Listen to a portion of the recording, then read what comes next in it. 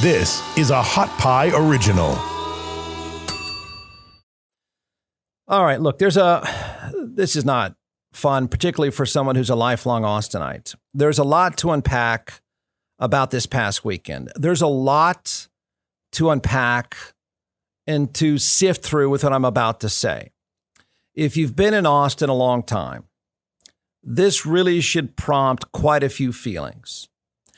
I might even submit to you, if we're going to be honest with ourselves, I might even submit to you that the ugly story that we really didn't want to acknowledge, nor do we want to talk about, and we pretty much dumped it on the cops, it's come to light. The place that we don't want to talk about is a problem, a big problem. And we've shoved it to the cops, and look what they've now had to deal with. So if you're new or listening elsewhere, you need to follow along. I think there's a level of education you need. I don't think the story and what people have heard, no, I know it's not what you think. It's not exactly what it's made out to be. Austinites, myself included, a lifelong Austinite, we have a love-hate relationship with East 6th Street.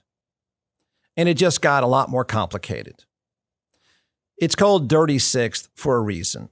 That's what the rest of the country doesn't want to hear. That's probably what the Chamber of Commerce doesn't want you to hear. And I think given the silence of local city officials, other than the police department, and I would say we've dumped a lot on them, a lot. And the chief of police, who looks exhausted, is exhausted, just like the cops that are stuck in that ugly, dirty place every weekend. The rest of us, we go on about our business. It's called Dirty Sixth for a reason. So 14 people were shot early Saturday morning. And now the worst has come true, and that is a tourist from New York, a 25-year-old tourist from New York has died. Through a lot of talking points here to highlight, obviously, what happened this morning. This is one of the more significant incidents that we've ever have ever had happen in our city.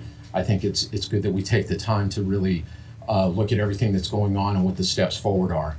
So I'm going to start by kind of recapping the events that happened this morning. That happened today, Saturday, June the 12th. Our first 911 call was received at 1:24 a.m. and were followed by multiple 911 calls in which we had reports of shots being fired in the 400 block of East 6th Street, very near the corner, actually, of 4th and Trinity. There was a large crowd of people that were there at that time. This was Friday night in our downtown entertainment district. It is always busy at that time. We are back to our normal size crowds that we were seeing before COVID hit. And in addition, we have the Rot Rally in town. And I can tell you that we do not think that this incident is in any way related to the Rot Rally. Okay, so I want to make that very clear. As shots rang out, we had officers actually in that block. And so as the shots began to ring out, they immediately jumped into action and responded. Let me talk first about the victims. So the number of victims has actually increased to 14. We had an additional victim that, after I had given my initial press conference, self-transported for medical care and is in stable condition and it is not life-threatening injuries. So we have 2 victims that remain in critical condition, and then we have 12 victims that right now are in stable condition. Almost all of those victims are innocent bystanders. The suspect information that I'm going to give out is pretty limited, but let me just let you know that we have developed suspects in this case. There are 2 male suspects. I'm not going to release any further information because the investigation is very much ongoing, and we are actively working to get them into custody. I will say that I feel that we are going to be successful in getting them into custody. So we're actively working on that part. This investigation involves multiple local and federal agencies. The Austin Police Department is the lead agency in this. We're being assisted by Texas DPS, as well as by the FBI and our partners at the ATF, because guns were involved in this. This does appear to be an isolated incident. That's the chief of police, who I should tell you was on with me at 10:30 this morning. Joe Racone is his name, and he's a serious guy, and he should be, and he's exhausted. Hey, I'm here with John McClellan, the creator and founder of ATX Hot Sauce, and when I say that you started this, maybe not screwing around in your kitchen, but maybe not that far removed from screwing around in your kitchen. So talk about the creation, the process, the dream that came out of the pandemic. It's from Austin, from Texas. There's not a lot of hot sauces out there that are actually from here. There's a few great ones too, but Frank's and Tabasco and some of these other ones, I want something that's Texan like me. It's different. And I think that's what Texas is a little bit about. That's what Austin's about. So that flavor first, without the vinegar, and then going into the heat after that, but not a blow your head off heat. If you notice, a lot of the hot sauces out there that you see are like Da Bomb or Death's Door, right? Yeah. And they're just supposed to blow your head off when you do it, when you taste it. Well, that's not the kind of hot sauce that I'm making. I'm making a hot sauce for the everyday person, for the condiment for every single day. And that's why the flavor first, heat second is so important, that you get those flavors, the nuances, whatever food that you're making. All right, order a box now. It's atxhotsauce.com, atxhotsauce.com. Saturday's mass shooting killed a 25-year-old man originally from New York who was visiting Austin like so many people do on the weekends. He spent the weekend in the hospital fighting for his life before he passed away yesterday afternoon. These are photos of 25-year-old Doug Cantor. His cousin tells our sister station WABC in New York he was waiting in line at a bar on 6th Street when he was shot in the abdomen. His family tells us he lived in Michigan and worked for Ford while recently finishing his master's degree. He also recently bought a house and was planning to marry his high school sweetheart of 10 years. His family sent us a statement writing in part, he was loved by all who knew him and had an infectious smile that would light up any room. He was loved by his family, friends, and everyone who met him. This senseless tragedy has put an end to all his dreams. His family's next door neighbor of 30 years could not believe it when she found out what happened. I was in shock that he was shot.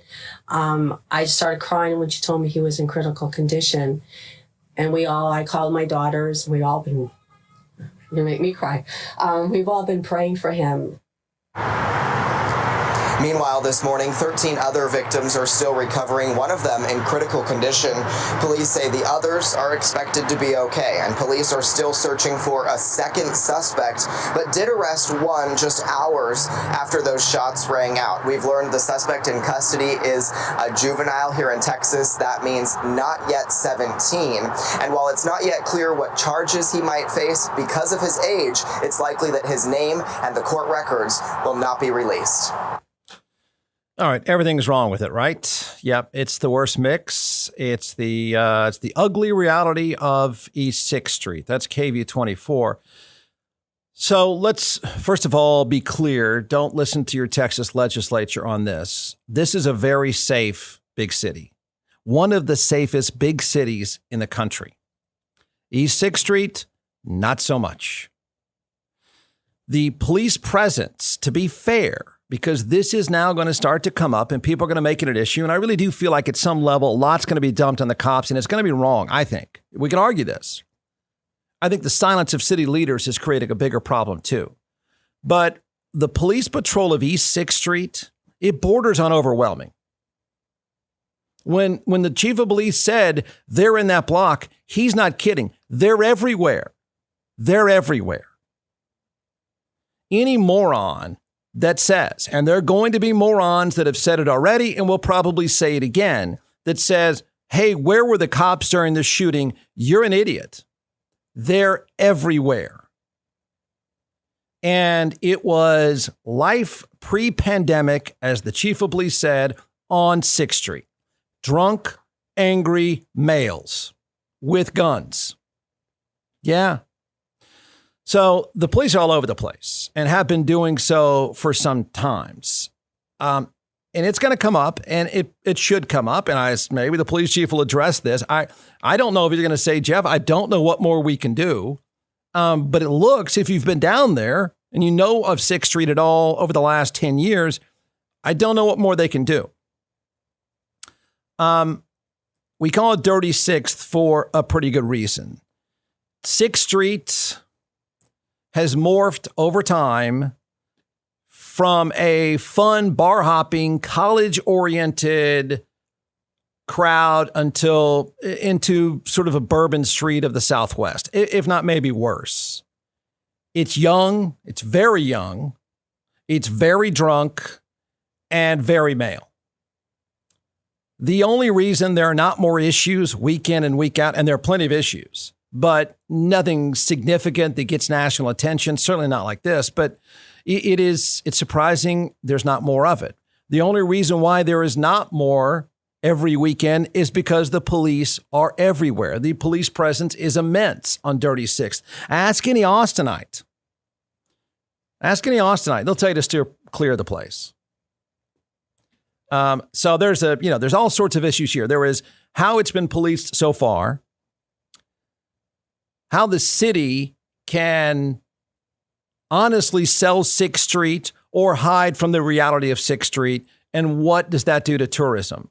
I think we've already got our answer on some of that stuff. So one of the shooters, as you now know, is a juvenile. Unfortunately, that's not surprising. And it's part of 6th Street. It's been part of 6th Street. It's not all that surprising. That knucklehead was there. So now what? The chief of police, he may have some answers. I don't know what they would be, honestly. I really don't know what they would be. I'm guessing he's not going to have an answer to making Dirty Sixth safer. Haven't heard an answer on how to make Dirty Sixth safer from anybody within the city. In fact, I think they are ridiculously quiet. And I think another part of this story, other than the safety of 6th Street, not the city as a whole, because it's incredibly safe, but exactly what do you do? What happens when you throw, and this is nothing new, when you throw thousands of drunk people behind barricades, no less, on any given weekend on 6th Street. Drunk young men. Many of them with guns, many more of them soon with guns. So what is the safety answer? What is the realistic public relations answer? What's the communications answer? What's the city's answer? How does this affect tourism overall? Will tourism take a hit? No, because the same young people are going to go down there again and get drunk. The rest of you are going to avoid the place. The question is about tourists, because guess what? The next night, if you read about 6th Street, the next night after the shooting, guess what? It was just as crowded. It's going to be just as crowded with the same people. So I don't know if city leaders avoid it. I don't know if the public relations department avoids it. I don't know if the rest of the country is affected by it. I don't even know what the message sent. The message sent about 6, though, to the rest of the country is to this poor guy, that 25-year-old guy who ends up down there shot. I think they get a false sense of reality of what that place is. I think the rest of us, if you're going to be brutally honest, we'd say, no, try somewhere else. But it's been this way for a while. And I don't think you're going to be very comfortable with what I'm about to say, but I suspect a lot of people are thinking this as well. Honestly, it's surprising it hasn't happened before. It's a terrible thing to say. It really is. But I think if we're going to be honest with each other at some level, we're a little bit surprised. A shootout or whatever the chief is going to describe here, whatever the two, were they shooting at each other? Were they randomly shooting at people? Was it a gunfight? It's just surprising, unfortunately, that it hasn't happened before. That's why they smothered the place. They're everywhere on 6th Street. They're running around. The cops are driving people that have been shot. They're having to drive them to the hospital themselves. Horrible story because it's a horrible mix. It just is. It hasn't always been that way, but it's morphed into that. And now what? Right? Then it wasn't the legislature's fault. We cannot say that this gunfight, this shootout, this mass shooting on 6th Street, 36th, was the legislature's fault. But you would be a naive buffoon not to wonder, once you have more guns because of permitless carry, exactly what 6th starts to look like. It's bad enough now. You can't help but wonder, when there's more guns, and any gun person would have every right to say this kid should not have had a gun. We get that. But in the very near future, that combustible, dangerous mix of young, angry, drunk, very, very drunk dudes, it's a mess. It's a dirty mess down there of a bunch of dudes, many of them underage and from surrounding areas. This is not a bunch of tech workers bar hopping. It's not what that place is. But you can't help but think about the near future when that place is full of more guns. And I don't know what the answer is there either. I don't know the city has an answer. I do know when you watch the chief of police have to give that news conference, you can sort of feel the angst from the entire police department saying, yeah, finally, you noticed? You guys have finally noticed what an ugly nightmare this place is. You dumped it on us, and we spent all of our time and energy trying to police it, and it's a thankless job because it is a dirty, ugly mix. So now what?